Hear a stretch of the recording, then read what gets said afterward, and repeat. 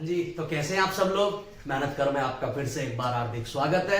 और आज medieval history के लेक्चर नंबर 29 को अपन लोग पूरा करेंगे।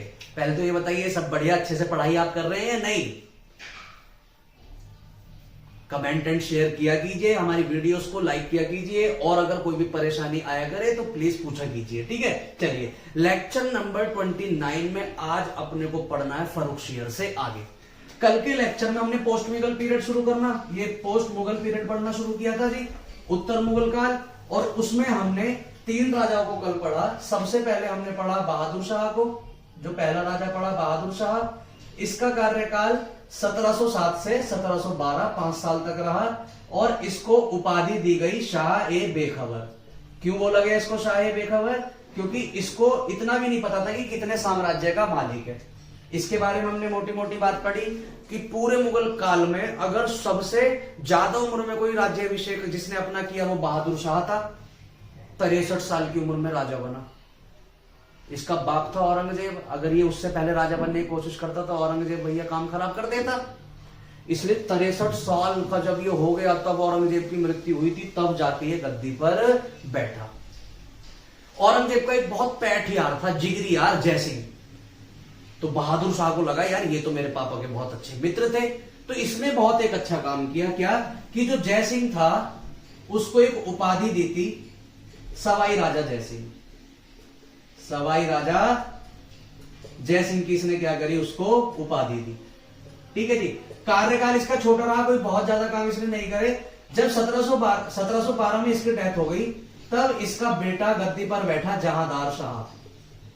जहांदार शाह का शासनकाल सिर्फ 1 साल का था, और कल हमने इसके बारे में पढ़ लिया ये कितना बकलोल था। इसलिए इतिहासकार इसको बोलते हैं लंपट मूर्ख जी। पक्का वाला मूर्ख था ये, पक्का वाला। कल हमने लाल कुंवर और इसके किस्से देखे। लाल कुंवर के चक्कर में इसने क्या क्या किया, नाव पलटू, लोगों को नाव में बिठवा के नाव पलटवा दी। स्नान घर में जाके लोगों के सामने नंगा होकर अपनी रानियों के साथ नहाता था। दरबार में नंगा चला आता था। कभी अपनी रानी के लहंगे में पहन के राजा बन के आ जाया करता था जी, पूरा पागल। अपनी रानी के साथ शिकार पे गया। रानी ने बोला कि ये शिकार करने में बड़ी प्रॉब्लम होती है, शिकार ढूंढने में दिक्कत होती है, पेड़ पौधे में जो है ना शिकार छुप जाता है और दिखता नहीं है। अगले दिन पूरा जंगल कटवा दिया। तो जहांदार शाह पूरा बकलोल था, इसलिए इसका शासनकाल सिर्फ 1 साल का रहा। इसके बाद जो फर्रुखशियर आया, कौन? फर्रुखशियर। फर्रुखशियर का शासनकाल 713 से 1719 तक रहा। इसको बोला जाता है घृणित कायर। क्यों बोला जाता है कायर? क्योंकि इसने कायरता से जहांदार शाह को मरवा दिया था। किनके थ्रू मरवाया था? तो उन दिनों सबसे ज्यादा अगर दरबार में किसी की चलती थी तो वो थे सैयद बंधु। ये 2 भाई थे, और क्योंकि 2 भाई थे तो हम उनको क्या बोल देते हैं? बंधु। इन सैयद बंधुओं की मदद से फर्रुखशियर ने जहांदार शाह को पकड़ा, मारा, और 1 साल बाद ही गद्दी पर फर्रुखशियर बैठ गया। इनके समय जहांदार शाह और फर्रुखशियर के समय सैयद बंधुओं का इतना बोलबाला था कि ये डिसाइड करते थे कि राजा कौन बनेगा और कौन नहीं। इनके पास बहुत पावर थी। ये दोनों जिसकी साइड हो जाया करते थे उसका राजा बनना तय था। फर्रुखशियर जानता था कि अगर इनको नहीं तोड़ा गया तो ये मेरे शासनकाल में प्रॉब्लम क्रिएट करेंगे। तो फर्रुखशियर ने इनको तोड़ने की कोशिश करी। हालांकि देखो, सैयद बंधुओं की वजह से फर्रुखशियर राजा बना है, लेकिन फर्रुखशियर के हर काम में अड़ंगा लगाया करते थे सैयद बंधु, और बोल देते थे कि राजा तो हमारी वजह से बना है, हमारी बात मानेगा। फर्रुखशियर को यह बात अच्छी नहीं लगती थी। तो फर्रुखशियर ने इन सैयद बंधुओं को तोड़ने की कोशिश करी, और जब तोड़ने की कोशिश करी तो सैयद बंधुओं ने नीचे जाके मराठाओं से दोस्ती कर ली। और मराठाओं में उस समय एक पेशवा था, सबसे बहादुर पेशवा, जिसका नाम था बालाजी विश्वनाथ। क्या नाम था? बालाजी विश्वनाथ। बालाजी विश्वनाथ से जाके सैयद बंधुओं ने दोस्ती कर ली, और बालाजी विश्वनाथ को प्रेरित किया 1719 में कि जा और जाके फर्रुखशियर पर आक्रमण कर। बालाजी विश्वनाथ मराठा से अपनी आर्मी लेके आते हैं और फर्रुखशियर से एक मैग्ना कार्टा लेके चले जाते हैं। कल पढ़ा था ना हमने, एक मैग्ना कार्टा लेके चले जाते हैं, जिस मैग्ना कार्टा में क्या लिखा होता है कि मराठा मुगलों के अधीन नहीं है, वो मुगलों से स्वतंत्र है। मराठा एक स्वतंत्र साम्राज्य है। तो सबसे पहले अगर मुगलों से कोई स्वतंत्र राज्य का मैग्ना कार्टा लेके आते हैं तो वो पेशवा बालाजी विश्वनाथ लेके आते हैं। इसी को हमने इसमें ये भी पढ़ा था कि इसको एक बीमारी हो जाती है चेचक, बड़े वाले चेचक हो जाते हैं इसको, तो हैमिल्टन आके इसका इलाज करता है।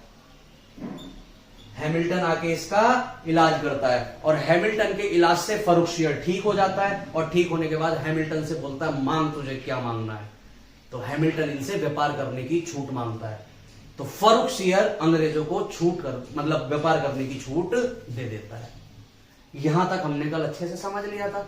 यहां से फर्रुखशियर ने देखो, एक था औरंगजेब, अकबर, जहांगीर, शाहजहां, जिसके समय कोई आवाज उठाने तक से डरता था उनके सामने, और एक ये है, इनके सामने नीचे से मराठा आ रहे हैं, अपने आप को स्वतंत्र घोषित कर लिया, उधर से अंग्रेज आ रहे हैं, अंग्रेजों ने व्यापार की छूट ले ली। औरंगजेब के समय पुर्तगाल ज्यादा छटपटा रहा था, सोनद्वीप के पास, उड़ीसा, बंगाल के पास जाता है औरंगजेब, अपने मामा को भेजता है, शाइस्ता खान को ऐसी मार लगाता है अंग्रेजों में, अंग्रेज डर के मारे कुछ बोलते भी नहीं है। एक समय था अकबर के समय, वो गुजरात में घुसने की कोशिश करते हैं।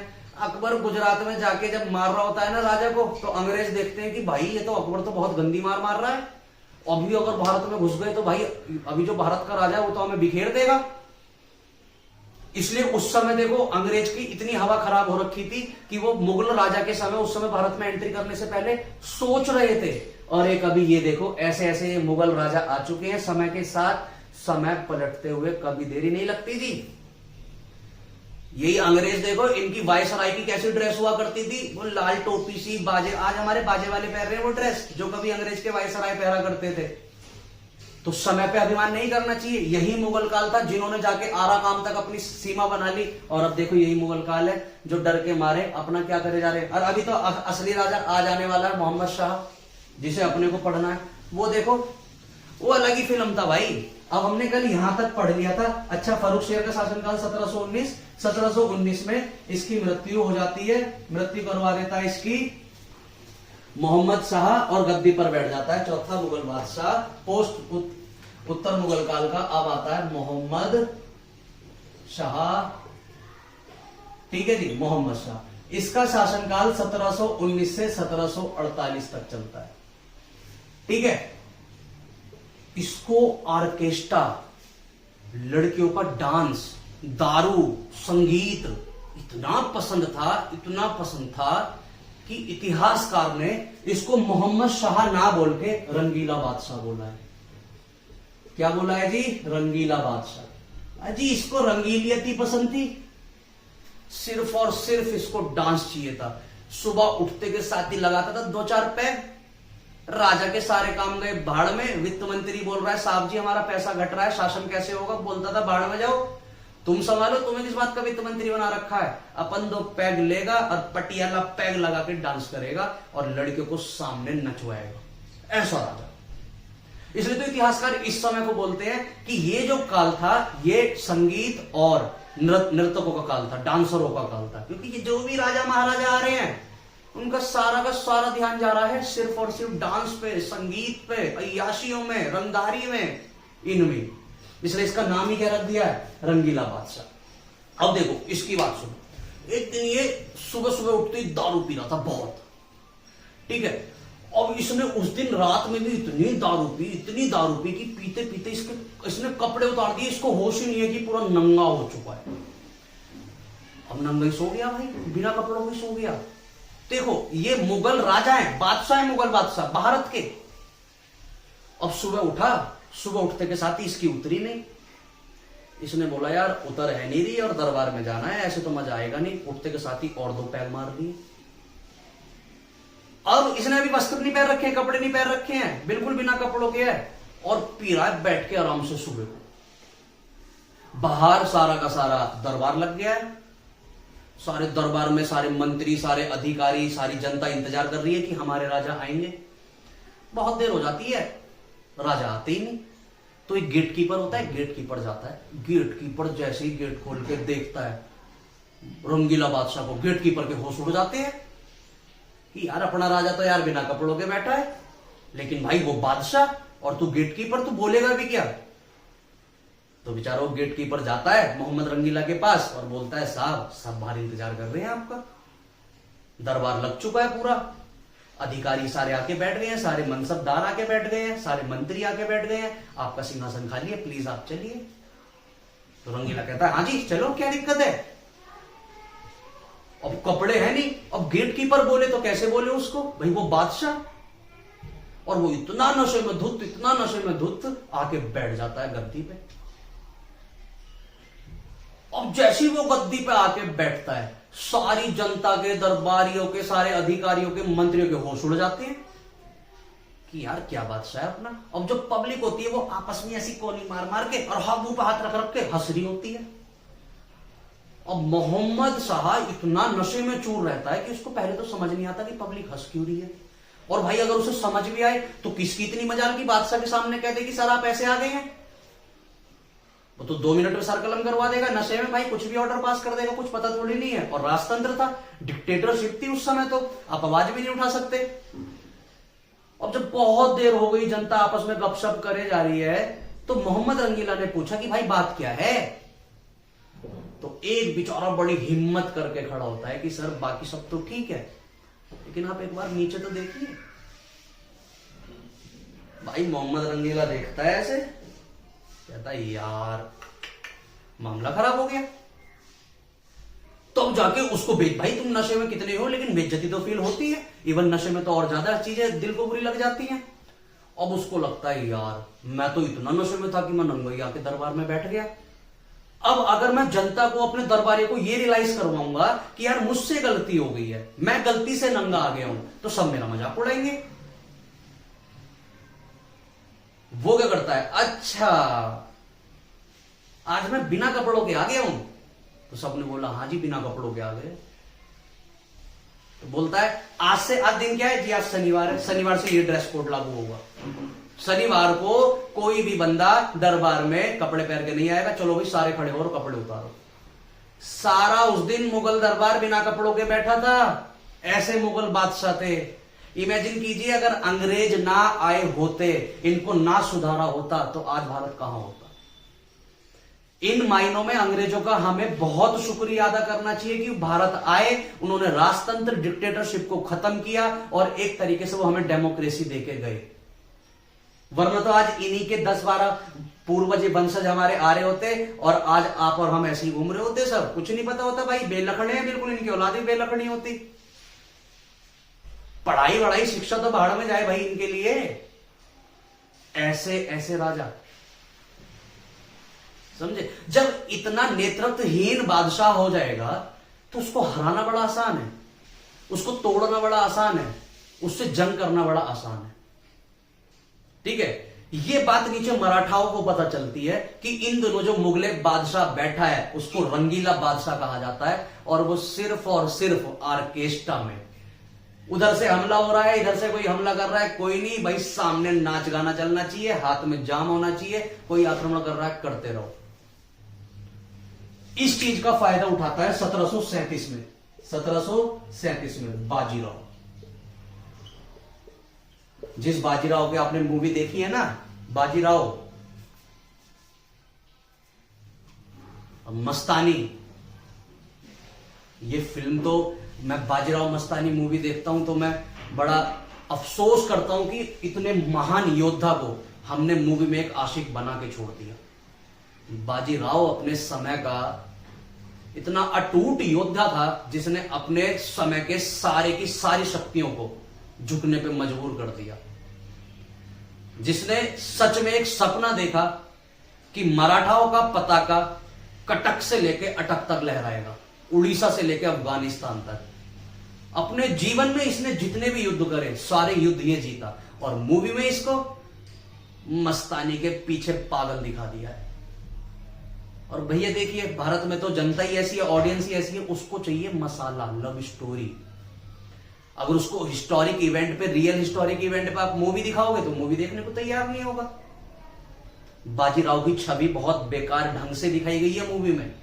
अभी जब हम आगे मराठा साम्राज्य पढ़ना शुरू करेंगे तो मैं वहां आपको बाजीराव के बारे में बताऊंगा, क्या महान योद्धा रहा अपने समय का, जिसने मराठाओं को, पेशवाओं को एक भारत की सबसे मजबूत शक्ति बनाया था। ठीक है, तो 1737 में मराठाओं का कंट्रोल कर रहा था बाजीराव।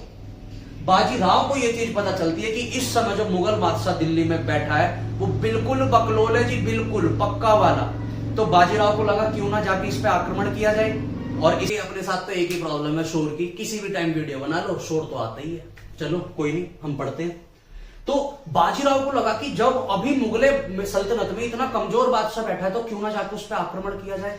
1737 में मात्र अपने 500 घुड़सवार लेके, कितने जी, मात्र अपने 500 घुड़सवार लेके बाजीराव अटैक कर देता है मुगल बादशाह। देखो ये पूरा दिल्ली वाला एरिया है, यहां पर कौन बैठा है जी, रंगीला बादशाह दिल्ली में लाल किला में, ठीक है। और ये साम्राज्य है मराठाओं का, और यहां पर कौन है, बाजीराव। बाजीराव अटैक करता है दिल्ली सिर्फ 500 घुड़सवार लेके, और मुगलों की सेना लाखों की है। और बाजीराव का आप आत्मविश्वास देखिए कि वो कुल 500 घुड़सवार लेके दिल्ली के बादशाह पर अटैक कर देता है। ये बात पता चलती है रंगीला बादशाह को। तो जब आप दिल्ली जाओगे, नीचे से आओगे तो पहले आपको आगरा क्रॉस करना पड़ेगा। आगरा में उन दिनों बैठा था सादत अली। कौन बैठा था, सादत अली। रंगीला बादशाह ने शहादत अली को यह जिम्मेदारी दी कि देख भाई, नीचे से आ रहा है बाजीराव, आ गया तो मुझ में बजाएगा बहुत, तेरी जिम्मेदारी है कि तू उसको रोके। सादत खान ने बोला जी ठीक है, आप मुगले बादशाह, आप जो बोलेंगे, आपका हुक्म सराखों पर, मैं बाजीराव को रोकूंगा। शहादत अली अपनी 1 लाख की आर्मी लेके बैठ गया, और ये सिर्फ अपने 500 घुड़सवार के साथ आ रहा है, और बाजीराव को लोग रोकने के लिए बैठ गए। ये बात पता चलती है बाजीराव को। अब बाजीराव जितना महान, जितना बहादुर था, दिमाग से उतना ही ज्यादा चतुर भी था। बाजीराव जानते थे भाई 500 घुड़सवार 1 लाख आर्मी से नहीं लड़ पाएंगे। बाजीराव ने अपना रास्ता चेंज कर दिया और वो दूसरे रास्ते से दिल्ली पहुंच गया। सादत अली को लग रहा है अच्छा अब आएगा, अब आएगा, अब आएगा। इधर बाजीराव रास्ता चेंज करके दिल्ली पहुंच गया। जब ये बात रंगीला बादशाह को पता चली कि बाजीराव दूसरे रास्ते से लाल किला पहुंच चुका है, रंगीला बादशाह लाल किले में छुप गया था। उसकी इतनी भी हिम्मत नहीं थी कि उसके घर में घुस के, बाजीराव उसको पीट रहा है, उस पर इतनी बड़ी आर्मी है, वो सिर्फ उसके 500 घुड़सवारों को पीट सके। अपने समय में बाजीराव ने ऐसा खौफ बिठा रखा था मुगल सल्तनत में। सोचिए आप बाजीराव कितना महान रहा होगा। आप दूसरे के घर में जा रहे हैं, और ऐसे के घर में जा रहे हैं जो आपसे कई हजार गुना पैसे से भी और ताकत से भी आपसे पावरफुल है, लेकिन उसकी मेंटेलिटी एक बकरी जैसी है और आपकी मेंटेलिटी एक शेर जैसी है। शेर जब हाथी को देखता है ना, तो शेर की मेंटेलिटी होती है कि भाई, शेर को देखने के बाद भी, शेर मतलब जब हाथी को देखता है तो हाथी को देखने के बाद भी शेर के अंदर यह आता है कि आज खाने का जुगाड़ हो गया भाई, लंच का जुगाड़ हो गया। शेर ये नहीं सोच रहा है हाथी इतना बड़ा है, मैं इसे मारूंगा कैसे, क्या होगा। उसकी मेंटेलिटी की कि आज लंच इसी से करना है, और वो मारता है और फिर खाता है। इतना बड़ा होने के बावजूद भी हाथी सोचता है कि मैं डर के भागूं कैसे। जबकि हाथी में अगर दिमाग हो, हाथी की अगर मेंटेलिटी अच्छी हो, तो वो शेर को एक लात में जान से मार दे। तो सारा फर्क पड़ता है आपकी मेंटेलिटी का।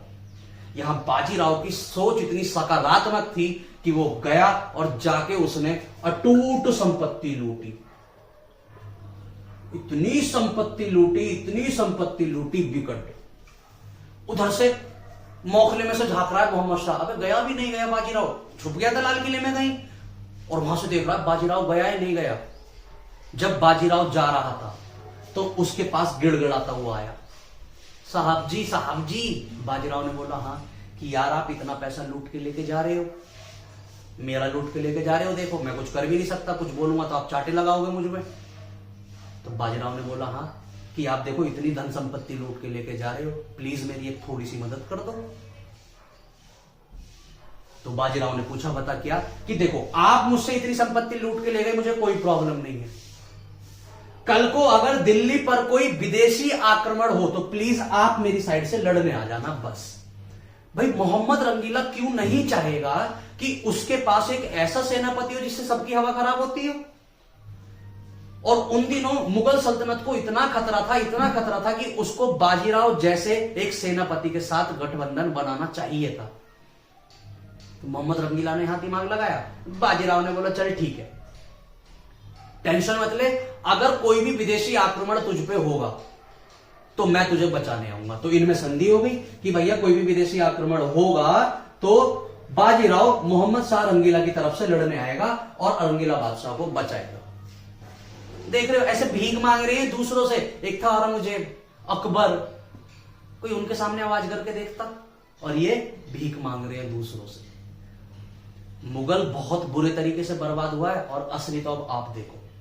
ये 1737 में आया है बाजीराव, इसके जस्ट 2 साल बाद 1739 में ईरान का एक राजा था जिसका नाम था नादिर शाह। क्या नाम था जी? नादिर शाह। 1739 में नादिर शाह भारत की ओर अग्रसर होता है। ईरान से वो अफगानिस्तान आता है। रंगीला बादशाह की आर्मी रंगीला से कह रही है कि सर उधर से नादिर शाह आ रहा है, आक्रमण करेगा, बाट लग जाएगी, गंदा मारेगा। मोहम्मद रंगीला कह रहा है ऑर्केस्ट्रा चलाओ, जाम लगाओ, दारू पियो, नाच गाना करो, कोई आक्रमण कर रहा है करने दो। अफगानिस्तान से वो पाकिस्तान आ गया। अधिकारियों ने फिर, सारे सेनापतियों ने फिर रंगीला बादशाह को चेताया, मुगले बादशाह नादिर शाह अफगानिस्तान से पाकिस्तान आ चुका है, वो दिल्ली की ओर अग्रसर हो रहा है, वो आक्रमण करेगा तो दिक्कत में पड़ जाएंगे।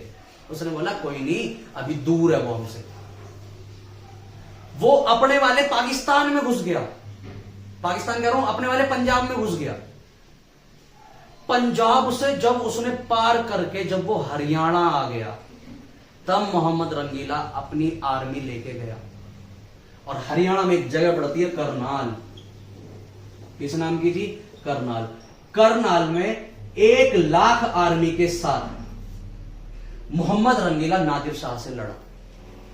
नादिर शाह ने जो मारा है रंगीला को, इतना गंदा मारा, इतना गंदा मारा कि मोहम्मद रंगीला दुम दबा के भागा। दुम दबा के भागने के बाद अब मोहम्मद रंगीला जानता था कि यार इससे कैसे ना कैसे करके समझौता हो जाए, क्योंकि अगर ये दिल्ली घुस गया तो दिल्ली घुसने के बाद तो बहुत मारकाट मचाएगा। अच्छा, इधर नादिर शाह जो था ना, उसने बचपन से पैसा देखा नहीं था। ये भले यहाँ का राजा तो था, लेकिन इनकी संपत्ति बड़ी कम थी कंपेरेटिवली भारत के। भाई भारत पे तो अटूट संपत्ति थी, इन पे संपत्ति थी नहीं, तो नादिर शाह ने कोई खास पैसा देखा नहीं था। बिल्कुल बेलकड़ा गरीब राजा थे ये, भारत के राजा अमीर। तो होता क्या है, समझौता करने के लिए मोहम्मद रंगीला हैदराबाद के, यहां पर हैदराबाद है, हैदराबाद का उन दिनों एक निजाम था जिसका नाम था चिनक्लिस खान। क्या नाम था जी? चिनक्लिस खान। चिनक्लिस खान को मोहम्मद रंगीला एक जिम्मेदारी देता है कि यार जा तुम और नादिर शाह से समझौता कर कि थोड़े बहुत पैसे लेगा। वो लूट करने तो आया, एक्चुअली भारत लूट करने आया था, पैसा लूटने आया था, कि ठीक है तू लूटने आया है, तू ले हमसे इतने पैसे ले और तू चला जा भाई, तू बिना वजह मार मत। तो चिनक्लिस खान जाता है और नादिर शाह से जाके बोलता है, देख भाई नादिर शाह, 50 लाख रुपए दिलवाऊंगा तेरे को, लेकिन तू युद्ध को यहीं रोक दे।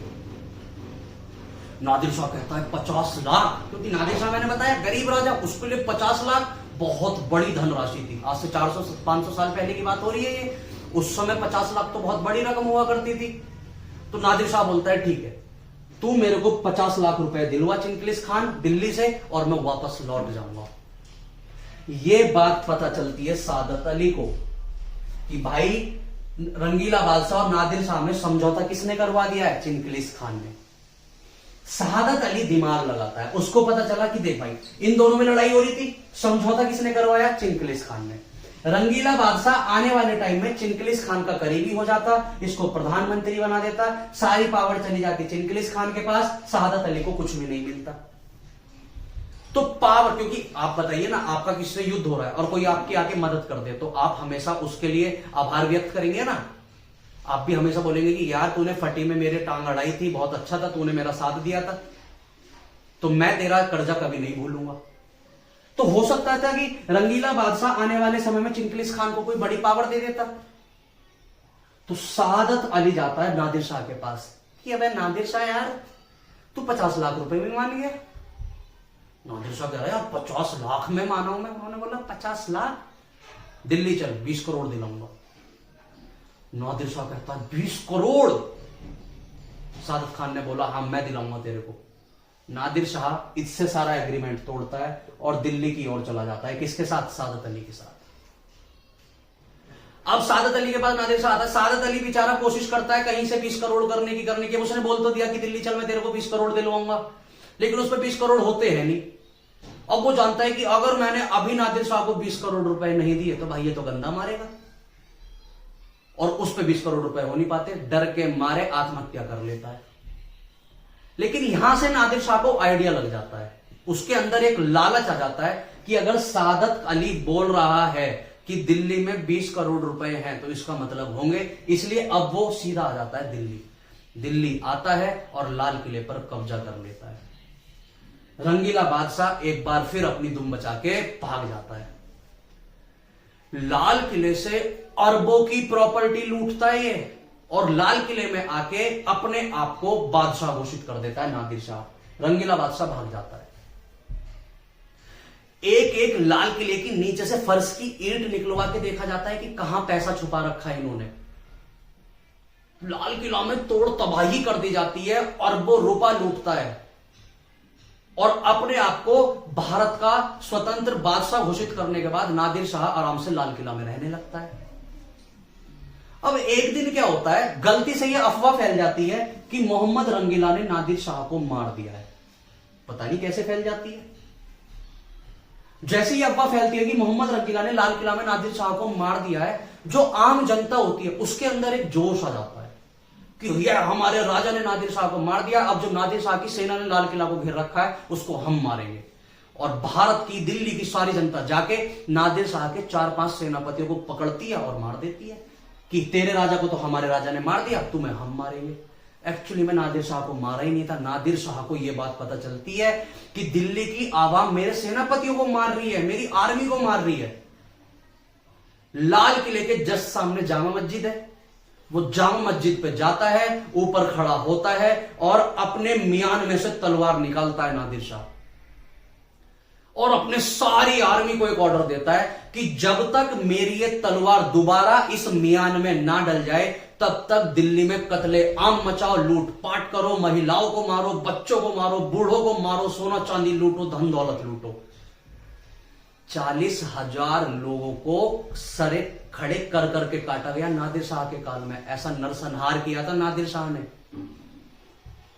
जब देखा गया कि पूरी दिल्ली कट चुकी है, पूरी दिल्ली खत्म हो गई है, तब उस जामा मस्जिद के जो काजी थे, जो मौलवी थे, वो अपने घुटनों के बल चलते चलते चलते चलते, घुटनों से घिसते हुए, क्रॉलिंग करते हुए नादिर शाह के सामने हाथ जोड़ के उन्होंने बोला कि नादिर शाह, अगर तू उस अल्लाह का बंदा सच में है तो जितनी भी तूने दिल्ली की जनता को मार दिया है, अगर तुझ में सच में कोई अल्लाह की ऐसी ताकत है तो तू उन्हें एक बार जिंदा करके दोबारा मार दे, और अगर तेरे में मरे हुए लोगों को जिंदा करने की ताकत नहीं है तो मेरी तुझसे दरख्वास्त है कि अपनी तलवार को मियान में डाल ले, क्योंकि पूरी की पूरी दिल्ली कट चुकी है। तब जाके नादिर शाह अपनी तलवार को उस मियान में डालता है, तब जाके लोगों की हत्याएं करनी रोकी जाती हैं। ऐसा कत्लेआम मचाया था इसने, नादिर शाह ने भारत आके। भाई इसको ईरान का नेपोलियन बोला जाता है। इसने पूरे ईरान वाले साइड को, पूरे ईस्ट साइड को ईरान और एशिया का नेपोलियन बोला जाता है इसको। और नेपोलियन क्यों बोला जाता है? क्योंकि जो हम अभी आधुनिक भारत में जब हम संसार का इतिहास पढ़ेंगे, वर्ल्ड हिस्ट्री पढ़ेंगे, तो वहां पर नेपोलियन बोनापार्ट को पढ़ते हैं। उसने क्या किया था?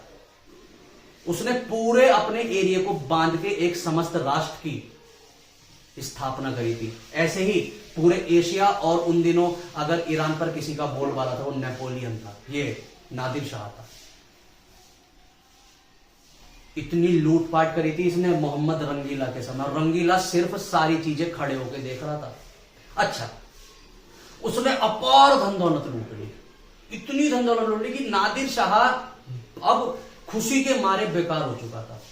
इन दिनों, जितने दिनों वो लाल किले रुका और ये युद्ध चला, वो एक डांसर से उसको बड़ा लगाव हो गया। उसका नाम था नूरबाई।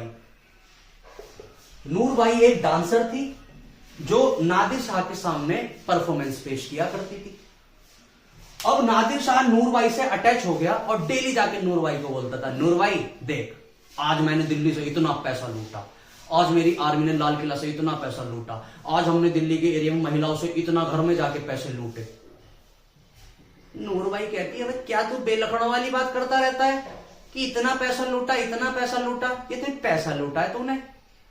मैं तेरे को बताती हूं, इस मोहम्मद रंगीला पे एक ऐसा रत्न है कि जितनी तूने संपत्ति लूटी है उससे 1000 गुना, लाख गुना, 10 लाख गुना की कीमत है उस अकेले हीरे की। नादिर शाह कहता है, क्या कह रही है भाई? कि हां, इस मोहम्मद रंगीला के सिंहासन पर एक बहुत ही अमूल रत्न लगा हुआ है जिसको बोलते हैं कोहिनूर का हीरा, और यदि तू उस कोहिनूर के हीरे को ही नहीं लूटेगा तो तेरी लूट का क्या फायदा? नादिर शाह बोलता है, कोहिनूर का हीरा मुझे कहां मिलेगा? तो नूरबाई बोलती है, मोहम्मद रंगीला जो पगड़ी पहनता है, जो अपना तख्त पहनता है, उसके अंदर रखता है उसको। नादिर शाह बोलता है, अब तो कुछ भी हो जाए भाई, अपने को ये कोहिनूर का हीरा भी चाहिए, क्योंकि नादिर शाह का मेन उद्देश्य क्या था? नादिर शाह का मेन उद्देश्य था कि भाई वो संपत्ति लूट के जाए, और अगर वो कोहिनूर का हीरा नहीं लूट के लेके जाएगा तो क्या फायदा हुआ उसकी लूट का?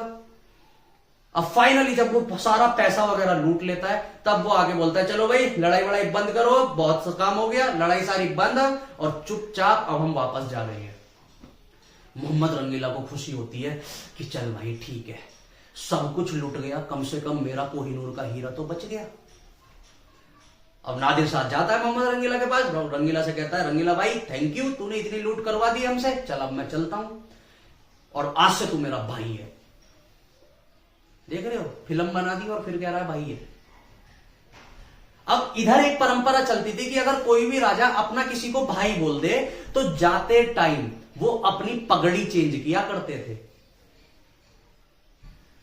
जब नादिर शाह ने बोला मोहम्मद रंगीला को, तू मेरा भाई है, रंगीला कह रहा, भाई इसको पता चल चुका है कि मेरे कोहिनूर का हीरा मेरे कहां पर है। तो उसके बाद रंगीला बादशाह को समझ आ गया कि नूरबाई ने ही इसे बताया, वो क्योंकि नादिर शाह से पहले नूरबाई के पास जाया करता था रंगीला, और रंगीला को भी अगर सबसे ज्यादा किसी का डांस पसंद था तो वो नूरबाई। तो नूरबाई रंगीला की नस नस से वाकिफ थी, और वो जानती थी कि रंगीला बादशाह कोहिनूर के हीरे को, जब भी कोई कंडीशन ऐसी आती है कि जहां पर कोहिनूर का हीरा खतरे में पड़ जाता है, तो उसको अपनी पगड़ी में छुपा लेता है। और ये जाके इसने नादिर शाह को बता दिया था। नादिर शाह जाता जाता कोहिनूर का हीरा भी लूट के लेके चला जाता है।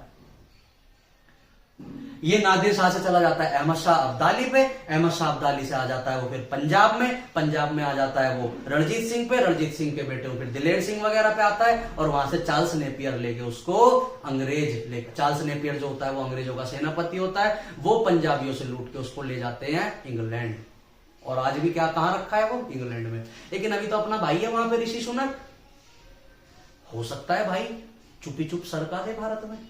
आपको क्या लगता है कि भाई हमारा कोहिनूर का हीरा है, हमारा इतिहास जुड़ा हुआ है, तो यूके पे क्यों होगा? वो तो हमसे लूट के लेके गए ना, तो हमें वापस उसे लाना चाहिए।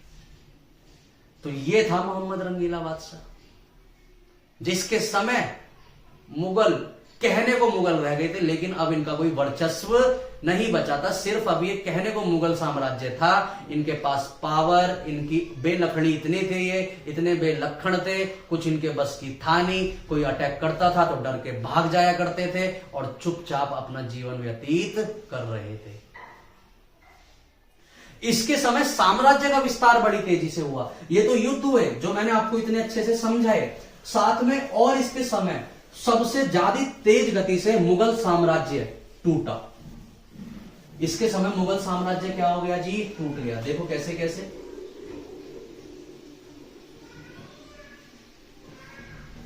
देखो जी, ये है हैदराबाद।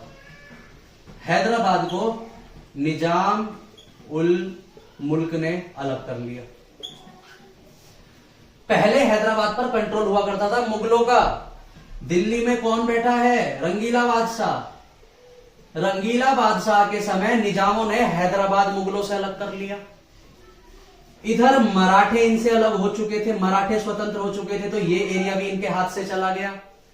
इधर जो बंगाल वाला एरिया था, एक इनके बहुत ही मुर्शिद कुली खान, मुर्शिद कुली खान ने बंगाल को इनसे स्वतंत्र करा लिया। ये दिल्ली है यहां पर, और जो ये अवध और यूपी वाला एरिया है, यहां पर कौन बैठा है? मोहम्मद शाह, और यहां कौन था? सादत अली खान, सादत अली।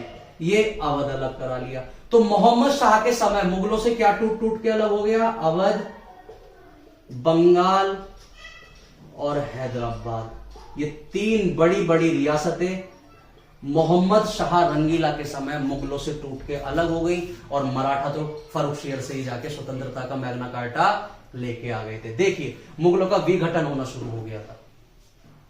अब मुगल पूरी तरह डूबते जा रहे थे और मराठा साम्राज्य की शक्तियां बढ़ती जा रही थी। इधर से अंग्रेजों की शक्तियां बढ़ती जा रही थी। मराठा एकदम से डोमिनेंट कर गए अंग्रेजों पे, और मराठा बहुत तेजी गति से आगे बढ़ने लगे। इन्होंने अपना विस्तार इतनी तेज गति से किया कि वो इनके लिए खतरे की घंटी बन गया। ये मराठा साम्राज्य को फैलाने के चक्कर में सारे साम्राज्य को उखेड़ते चले गए। राजस्थानियों को जाके इन्होंने उधेड़ दिया। ये अफगानिस्तान तक पहुंच गए, और सारे मराठाओं ने बोला कि अफगानिस्तान तक के लोग मराठाओं को टैक्स देंगे। और उन दिनों अफगानिस्तान का जो सेनापति था, जिसके कंट्रोल में था अफगानिस्तान पूरा, वो था अहमद शाह अब्दाली। अहमद शाह अब्दाली ने बोला भाई ये मराठे कौन होते हैं मुझसे टैक्स लेने वाले? तो 1761 में, कब जी? 1761 में अहमद शाह अब्दाली आता है और पानीपत के तीसरे युद्ध में मराठाओं को जड़ से उखाड़ फेंकता है। तो मुगल तो पहले ही खत्म हो गए थे। पानीपत के तीसरे युद्ध से मराठा भी कहां चले जाते हैं? बैकफुट पे। बचते कौन है? अंग्रेज। तो भारत पर दबदबा किसका हो जाता है? अंग्रेजों का। वो तो हमें आगे बहुत डिटेल में पढ़ना है, ठीक है जी। अब इसके समय ये कांड हुए जब फाइनली 1748 में मोहम्मद शाह की मृत्यु हो गई। देख रहे हो कितने ज्यादा कांड करा के चला गया। नादिर शाह अटैक करके चला गया, बाजीराव अटैक करके चला गया। इस बीच इसने बाजीराव से सहायता मांगी थी कि बाजीराव मेरी मदद कर, तू तो मुझे वचन दे के गया था। बाजीराव ने बोला बेटा, बाजीराव का दिमाग हर कोई नहीं पढ़ सकता। वो तो मैं तेरे राज्य में था तो तेरी बात माननी थी इसलिए मान ली। मैं कौन होता हूं तेरा साथ देने वाला? अपने आप लड़। तो आपका बुरे समय में कोई क्यों ध्यान देने, मतलब ऐसा आपका दुश्मन आपका साथ देने आएगा आपके बुरे समय में? आप ऐसा कैसे सोच सकते हैं? आप एक राजा होने के बावजूद आप ऑर्केस्ट्रा में मगन है, आपके लिए संगीत नाच गाना ही सब कुछ है, तो डूबना तो आपका तय है। इतने बुरे दिन आ गए थे मुगलों के। इसके बाद जब 1748 में इसकी मृत्यु हो गई तो इसके बाद इसका बेटा था अहमद शाह। कौन था जी? अहमद शाह। उस 1748 से 1754 तक गद्दी पर बैठा। 6 साल इसका शासनकाल रहा। किसका? अहमद शाह। अहमद शाह अब्दाली अलग है। अहमद शाह अब्दाली अलग है। ये तो अहमद शाह मोहम्मद शाह का बेटा है, ठीक है, जो मोहम्मद शाह की रंगीला बादशाह की मृत्यु के बाद गद्दी पर, मुगले सल्तनत की गद्दी पर बैठा, ठीक है जी। उधर इस समय नादिर शाह बूढ़ा हो जाता है और नादिर शाह की हो जाती है मृत्यु। तो नादिर शाह की जगह अगर ईरान, एशिया, अफगानिस्तान के एरिया पर नादिर शाह के बाद कोई अगला बादशाह बैठता है तो वो बैठता है अहमद शाह अब्दाली। कौन बैठता है जी? अहमद शाह अब्दाली। अब देखो अहमद शाह अब्दाली के बारे में समझो। जब नादिर शाह भारत आता है ना अटैक करने, तो उसका एक सेनापति अहमद शाह अब्दाली भी होता है। और जब अहमद शाह अब्दाली दिल्ली में लाल किले में उस समय लूट कर रहा होता है ना, वो पागल हो जाता है इतना पैसा देख के। तो अहमद शाह अब्दाली तभी अपने मन में ठान लेता है कि आने वाले समय में अगर पॉसिबल होगा तो मैं भी भारत पर जरूर आक्रमण करूंगा, क्योंकि भारत की अपार संपत्ति देख के ये दम्भिक रह गया था, अचंभित रह गया था, पूरा हैरान रह गया था कि किसी देश पे इतना पैसा कैसे हो सकता है। और नादिर शाह की मृत्यु के बाद जब ये ईरान वगैरह की गद्दी पर बैठा, उस समय भारत पर बैठा था अहमद शाह, मोहम्मद शाह का बेटा। ये जाता है और पंजाब पर अटैक कर देता है। कहां पर? पंजाब पर। पंजाब पर जब ये जाके, भारत वाले पंजाब पर जब अहमद शाह अब्दाली आके अटैक करता है, ये कुछ भी नहीं बिगाड़ पाता उसका। और अहमद शाह अब्दाली पूरे तरीके से मुगलों का जो सेनापति सूबेदार जो पंजाब में बैठा था उसको मार के भगा देता है, पूरे पंजाब को लूटता है अहमद शाह अब्दाली। और लूटने के बाद अपना सेनापति बिठा के पंजाब में चला जाता है। जब नादिर शाह यहां से कोहिनूर का हीरा लूट के लेके गया था ना, तो वो अपनी रानी को दिखाता है कि देख मैं कितना बेशकीमती हीरा तेरे लिए लूट के लेके आया हूं।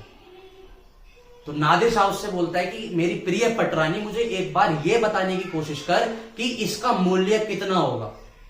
तो इतिहासकार किताब में लिखते भी है कि जब नादिर शाह की रानी ने उस डायमंड के हीरे की, उस कोहिनूर के हीरे की जब मूल्य आका था, बताया था कि उसकी रकम कितनी हो सकती है, तो उसने बोला था कि एक पत्थर ले, एक पत्थर को जितनी जोर से हो सकता है ऊपर फेंक, फिर जितनी जोर से हो सकता है ईस्ट में फेंक, जितनी जोर से हो सकता है वेस्ट में फेंक, जितनी जोर से हो सकता है साउथ में फेंक। चारों डायरेक्शनों में फेंकने के बाद उस चारों डायरेक्शन पर एक मार्जिन खींच दे इमेजिनरी, और उस पूरे एरिया में हीरे जवाहरात मोती सोना चांदी भर दे। जितना सोना चांदी उस पूरे एरिया में आएगा उसके कीमत के बराबर यह अकेला कोहिनूर का हीरा है। इतना कीमती था वो कोहिनूर का हीरा जो नादिर शाह भारत से लूट के लेके चला गया। किसके समय? मोहम्मद शाह रंगीला। तो मोहम्मद शाह रंगीला आखिरी ऐसा मुगल बादशाह था जो कोहिनूर हीरे वाले सिंहासन पर बैठा करता था।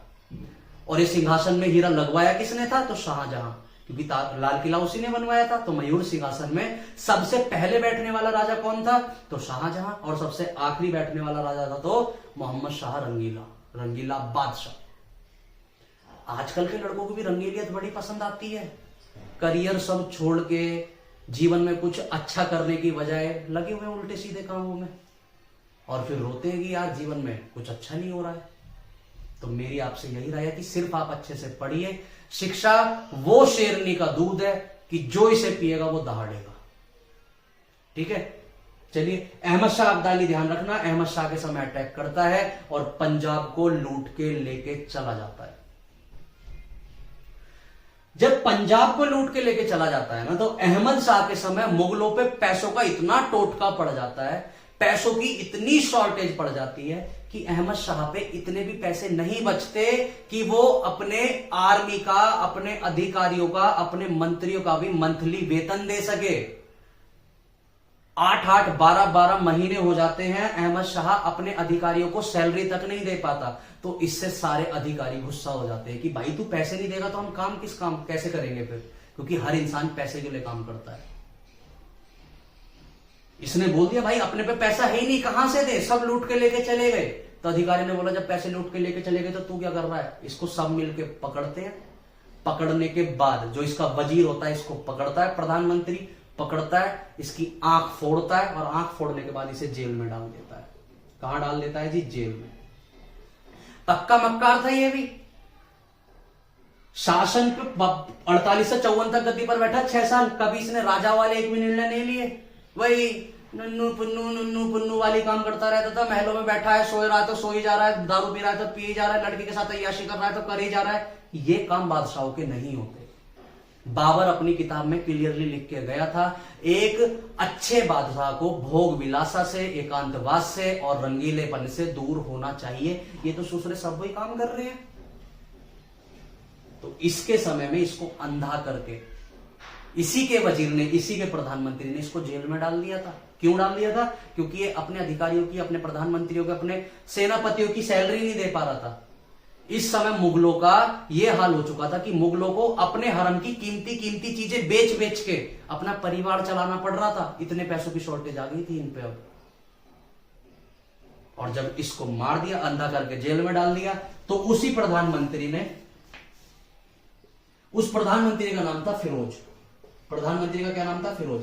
ये वो प्रधानमंत्री है फिरोज जिसने अहमद शाह अब्दाली को पकड़ा, आंख फोड़ी और जेल में डाल दिया, और फिर अपनी ताकतों का इस्तेमाल करके अगला मुगल बादशाह आलमगीर को गद्दी पर बैठाया।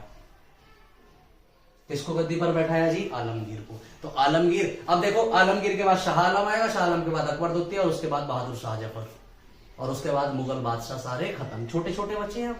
एक दो क्लास में हमारा मुगल काल पूरा हो जाएगा। ठीक है जी। तो अहमद शाह की मृत्यु के बाद कौन बैठा गद्दी पर? आलमगीर। किसकी मदद से बैठा? फिरोज। फिरोज कौन था? इसका वजीर। अहमद शाह को क्यों मार दिया? क्योंकि ये अपने ही अधिकारी का वेतन देने में सक्षम नहीं हो पा रहा था। बंद करके कहां डाला इसको? जेल में। इसके समय अटैक किसने करा? अहमद शाह अब्दाली ने। नादिर शाह ने किसके समय अटैक करा? मोहम्मद शाह के समय। बाजीराव ने किसके समय अटैक करा? मोहम्मद शाह के समय। अवध, साथ में बंगाल और नीचे हैदराबाद टूट के कब अलग हुए? रंगीला बादशाही के समय। रंगीला बादशाह का नाम क्या था बचपन का? रोशन अख्तर। कब से कब तक का उसका कार्यकाल था? 1719 से 1748। ठीक है जी। चलिए ये सब बातें ध्यान रखना, अच्छे से पढ़ते लिखते रहना। ठीक है जी। चलिए, थैंक यू।